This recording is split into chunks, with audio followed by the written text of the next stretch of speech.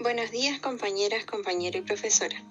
Hoy hablaremos de análisis funcional del comportamiento humano con mi compañera María José Beltrán, Jocelyn Castañeda, Dael Cifuente y quien les habla, Dafne Jiménez. Análisis funcional del comportamiento, una estrategia para el manejo del aula.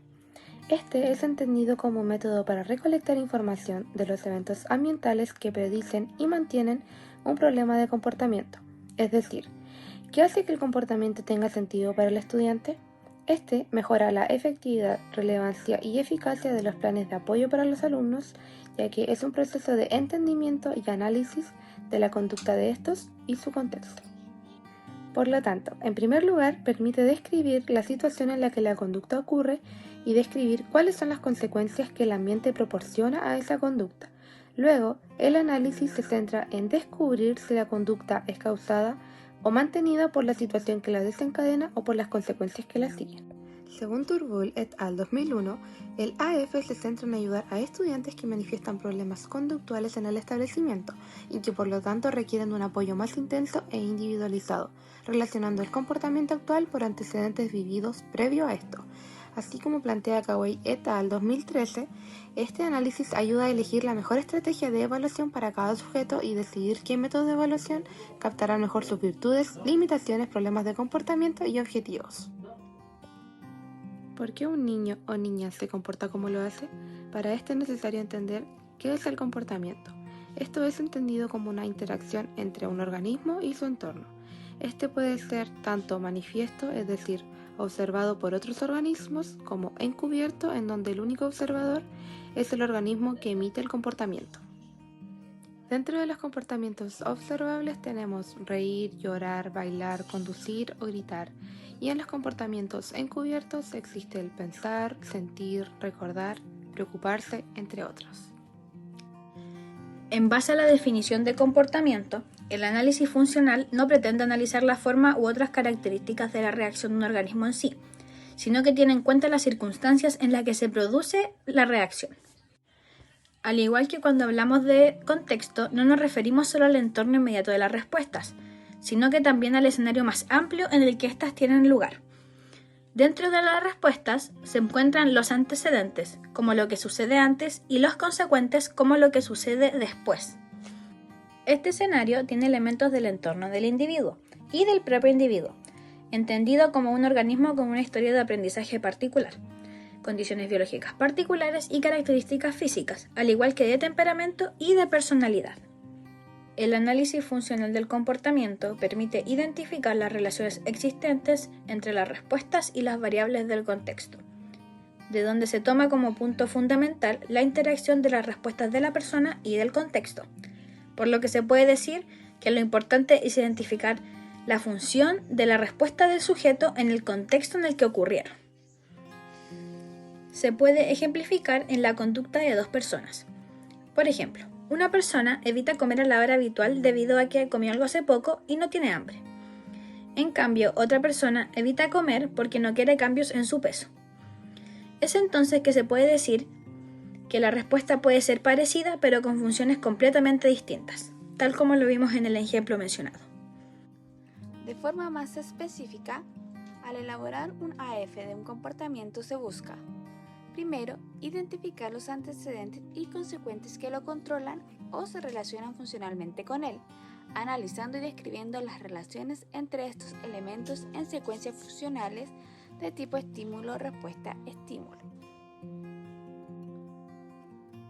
También debemos identificar las variables estructurales del organismo y del entorno que pueden estar modulando o influyendo sobre alguno o varios de los elementos de las secuencias funcionales.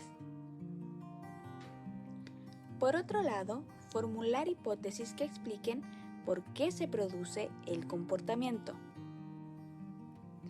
Y finalmente, de manera complementaria, describir a nivel topográfico, es decir, la forma, la duración, la intensidad, etc. de tal comportamiento.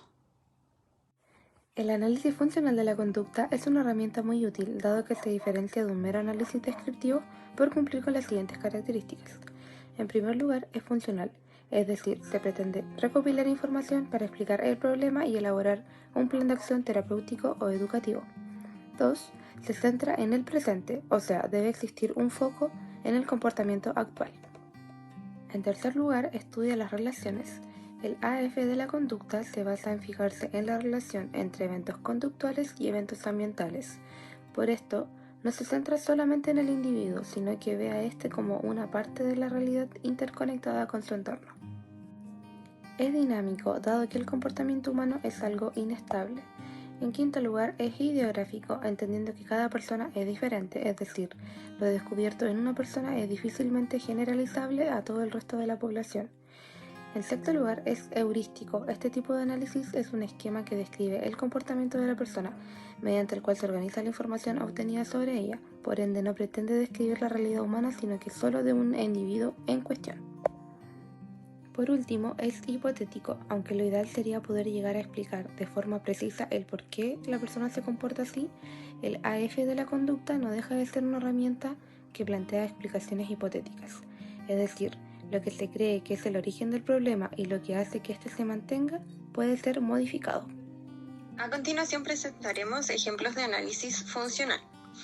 Pero para esto es necesario que el comportamiento sea observable y medible.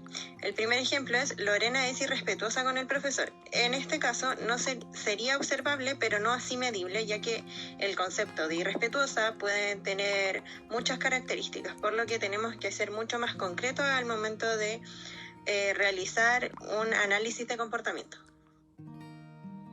Por el contrario, en el siguiente ejemplo, Matías le grita a sus compañeros.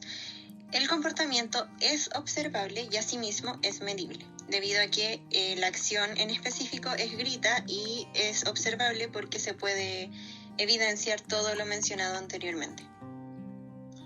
Para realizar un análisis funcional de este comportamiento, primero se necesita identificar los antecedentes y consecuencias de la conducta.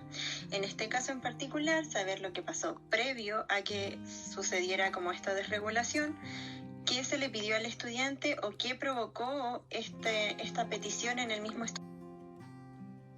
Luego, es preciso identificar variables del contexto y del entorno. Por ejemplo, cada vez que le pido hacer un problema matemático, grita y se va de la sala. En este caso, si notamos que aparte sus compañeros lo molestan mientras lo intenta, esto puede ser una variable que influye en el comportamiento del estudiante. Siguiendo con lo anterior, es necesario formular hipótesis que explique el comportamiento. No le gustan las matemáticas, no puede resolver los problemas, ha tenido un mal día, entre otros, que es necesario al momento de hacer el análisis funcional. Como último paso, se describen los comportamientos y se plantea una intervención para erradicarlos o sustituirlos. Para esto es necesario tener en consideración una conducta ideal, o sea, en este caso peculiar sería realizar el ejercicio de matemáticas con Matías. Y una conducta alternativa o de paso que podría seguir Matías para conseguir la conducta ideal sería asignarle un compañero para que lo ayude en este proceso. Desde una reflexión crítica, se considera que el AF es una herramienta útil al momento de llevar a cabo nuestras prácticas pedagógicas, ya que se puede dar en diversos contextos debido a su método poco invasivo, que busca solucionar un problema en base a la persona, al contexto y a las condiciones que se le den. Además, da herramientas tanto al docente como al estudiante, para así mejorar las dinámicas y las estrategias que podamos utilizar.